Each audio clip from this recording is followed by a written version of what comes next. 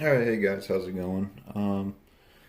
In this video, I'm just gonna touch on a couple issues that I've had. This is a Stoeger M3000. Um, Issues that I've had primarily have been with this gun jamming, and I'm going to show you a couple ways that I've gone about fixing those issues. The first issue I'm going to touch on, this is primarily for the guys with this extended bolt release, whether you got a M3000, M3500, it doesn't matter, aftermarket or factory. All these guns have a tendency to exhibit these issues.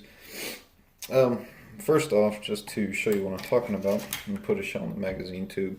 You hit your extended bolt release. If you hit it just right, it's going to drop a shell. If you have two shells in there, both of them are going to drop at the same time. It causes a jamming issue. That's just an absolute pain, especially when you're out in the field to try to clear out of there. I'm going to go ahead and clear this. With the camera shaky, I do apologize. It's sitting on top of a scope box right now. I'm going to go ahead and take this off.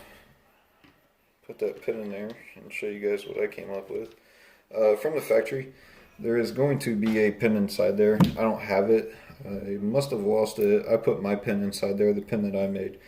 And it ended up growing some legs and walking off. This is the pin that I made. This is out of nothing more than a wire coat hanger. Sorry about that, phone's dying.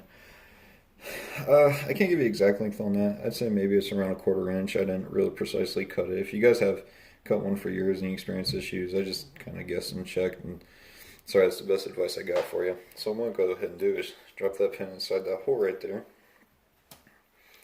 Go ahead and mount this back up.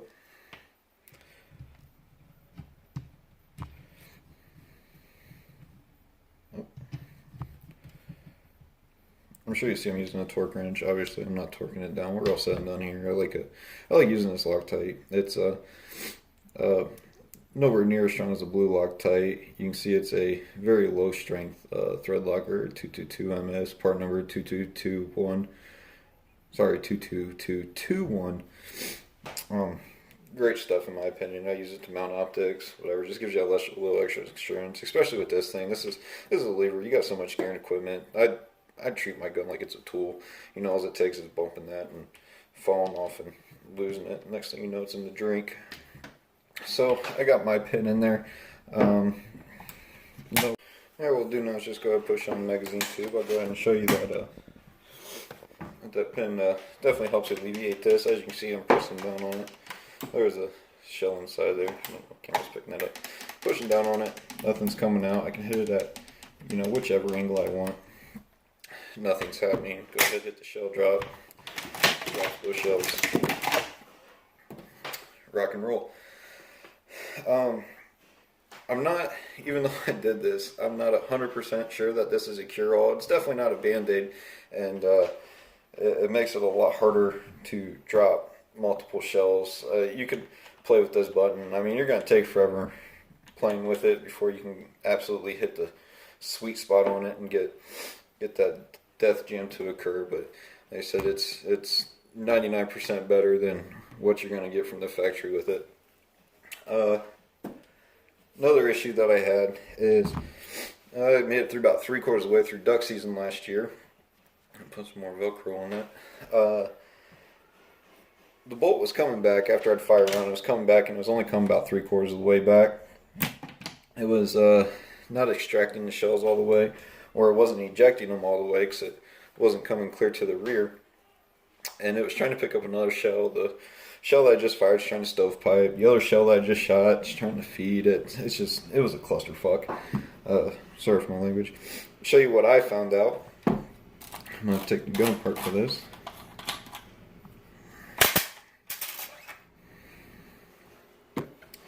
If I let that down first, I wouldn't have had that issue. Alright. So as I'm pulling the bolt out of the gun here, what I'm going to show you is, and what I'm about to show you is, if you do decide to do this, if you are having a malfunction issue, something similar to mine, or maybe it's got some different problems and you suspect this, I highly do suggest that you have this part on hand, which I'm about to mention. There's a pin right here. To knock that pin out, you got to get a small punch from the other side, put in that small hole, and punch it out this side. As you're going to see, that pin is pinned in there. after you knock this pin out a couple times, it's going to be nothing more than gravity holding it in place. So you're going to have to order a new pin. MOA Precision, not sure if any of you have heard of them. They are a great company to order from for all your Stoeger, Franchi, whatever you want to say, aftermarket parts.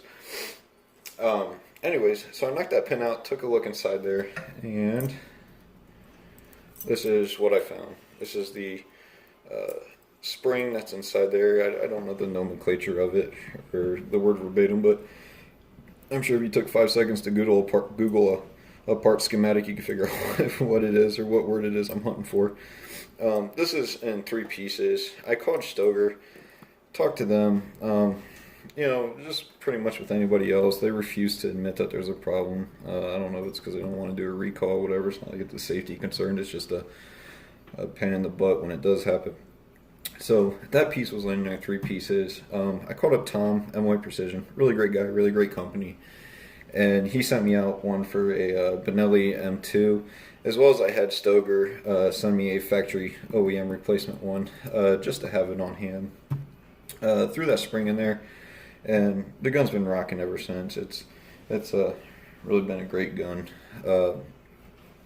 One of the things you'll probably notice here is that my magazine tube, it is polished. I did polish that. It took a little bit of abrasive compound, took time, sat on the couch, and it made it nice and shiny, nice and smooth. What that does is just alleviates a little bit of the spring noise that you normally get around the gun.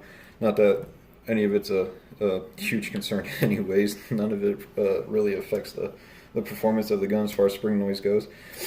But it also did help when the gun was new for me to be able to cycle really light trap loads. I reload, so sometimes I shoot up to 7/8 ounce loads, really light loads. But that really did help with that. One of the things to caution you guys on, if you do decide to go this route, and there's other videos on YouTube that'll show you how to polish this if you do decide, is that once you remove this coating, this thing, it rusts. It can rust fairly quickly if you don't keep it coated in some sort of lubricant or protective coating, especially for you waterfowlers that are probably primarily owning this weapon here. You drop it in the drink, or it's a rainy day, snowy day, whatever, water gets down its head there. Rust can form up quick. I like to use CLP, Clean Lubricant Protective. This is a particular brand made by Lucas. You can find this at, I believe I bought it at O'Reilly's. A lot of the people there aren't even aware that they sell it, so you might have to ask for it. They also come with the little bit thicker viscosity gun oil. I like running that on my AR or on my bolt carrier. It sticks a lot better, but yeah, for the most part, I like to keep this coated in CLP. This gun in particular, really, I noticed that it likes to run wet, especially on those really cold days. Of course, metal shrinks. This is aluminum; it's not steel. Metal shrinks; it tends to contract a little bit, and the CLP really keeps it running nice and smooth. Excuse me. But yeah, as for that, that's pretty much everything I got to say about this gun. I hope I touched on everything appropriately, and I didn't miss any details. But if you guys have any comments or concerns, go ahead and leave it in the comment section. I don't get on YouTube too regularly, but once I do see them, I will respond. All right, thanks, guys.